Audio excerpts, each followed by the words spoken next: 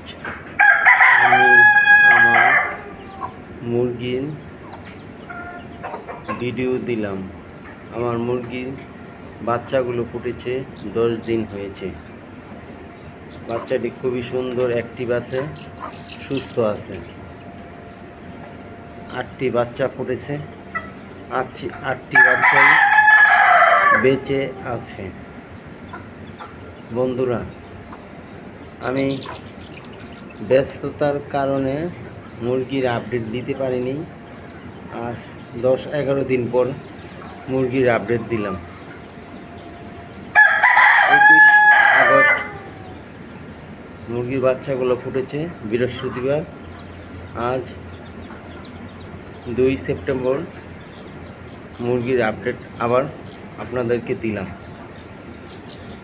সবাই মুরগির বাচ্চাগুলোর জন্য দোয়া করবেন।